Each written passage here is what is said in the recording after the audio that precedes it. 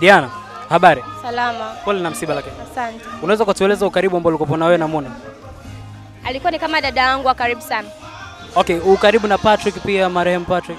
Kama Muna akiwa dada yangu, means Patrick nilikuwa namchukulia kama mtoto wangu, at the same time kama mdogo wangu. Timizo ulisha kumlea. Ni vitu okay. Nimemfahamu tangia anazaliwa. Na okay, ni vitu gani ambavyo unavikumbuka baada ya ukikumbuka jina la Patrick au ukiona picha ya Patrick kwa sasa hivi? Sijui, ni vingi. Ni vingi kwa sababu Patrick alikuwa kama mtoto wa maajabu. Wewe unalielewa hilo?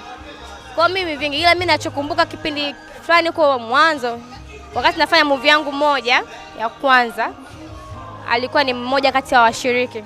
Alikuwa mtundi those days. Sasa aliwahi kunivunjia simu yangu, ilikuwa mpya kabisa. Kwa hiyo yani hiko kitu nikikumbuka nasemaga tu Patrick hivyo, lakini baadaye alikuja akabadilika. Okay. Akawa kama ambavyo mmesikia pale. So mimi naona kama ni mtoto ambaye ameletwa katika maisha yetu. Sisi tujifunze kitu kupitia yeye. Okay, Patrick tunakumbuka hata kwenye mitandao yake ya kijamii alikuwa anaonekana ni mtu wa kumpenda sana Mungu.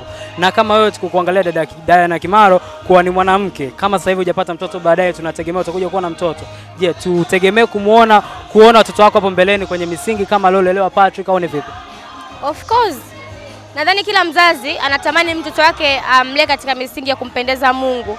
Sema vitu tu vinatokea inakuwa ni tofauti.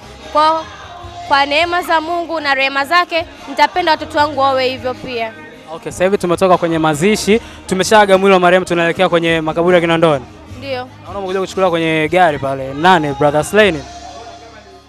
No comment.